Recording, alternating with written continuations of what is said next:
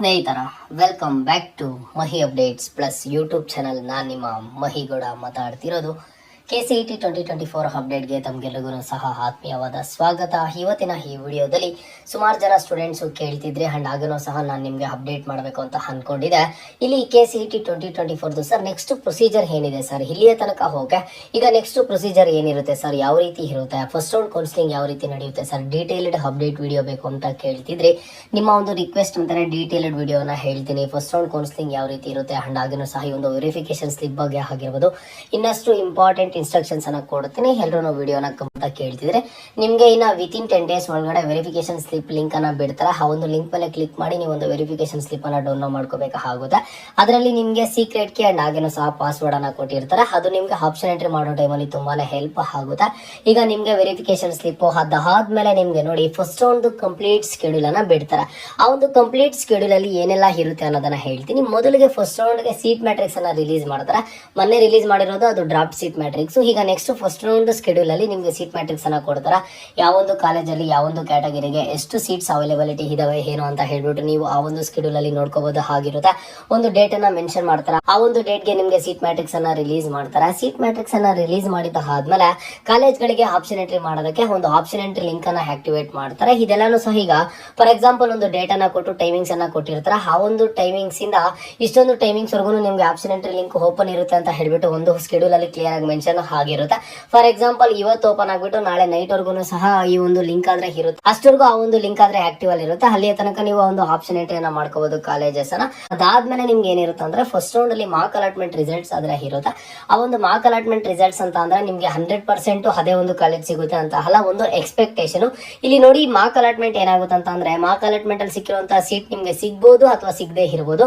ಅದಕ್ಕೆ ಯಾರನ್ನು ಸಹ ಕ್ಲಾರಿಟಿಯನ್ನ ಕೊಡೋದಕ್ಕೆ ಆಗೋದಿಲ್ಲ. ಅದ್ ಯಾಕಂತ ಅಂದ್ರೆ ಈಗ ಮಾರ್ಕ್ ಅಲಾಟ್ಮೆಂಟ್ ರಿಸಲ್ಟ್ಸ್ ಬಂದಿದ್ದ ಆದ್ಮೇಲೆ ಮತ್ತೆ ನಿಮ್ಗೊಂದು ಚಾನ್ಸ್ ಅನ್ನ ಕೊಡ್ತಾರೆ ಕಾಲೇಜಸ್ ನ ಮಾಡಿಫಿಕೇಶನ್ ಮಾಡ್ಕೊಳ್ಳೋದಕ್ಕೆ, ಅಂದ್ರೆ ಆಡ್ ಮಾಡೋದಕ್ಕೆ, ಚೇಂಜ್ ಮಾಡೋದಕ್ಕೆ, ಆಲ್ಟರ್ ಮಾಡೋದಕ್ಕೆ.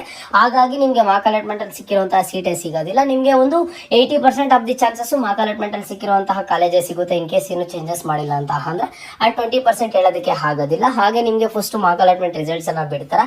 ಅದಾದ್ಮೇಲೆ ನಿಮ್ಗೆ ಚೇಂಜಸ್ ಅನ್ನ ಮಾಡ್ಕೊಳ್ಳೋದಕ್ಕೆ ಮಾರ್ಕ್ ಅಲಾಟ್ಮೆಂಟ್ ರಿಸಲ್ಟ್ಸ್ ಬಂದಿದ್ದಾದ್ಮೇಲೆ ಚೇಂಜಸ್ ಅನ್ನ ಮಾಡ್ಕೋಬಹುದು. ಅದಾದ್ಮೇಲೆ ನಿಮ್ಗೆ first round final allotment results ಆದ್ರೆ ಸಿಗುತ್ತೆ. ಓಕೆನಾ?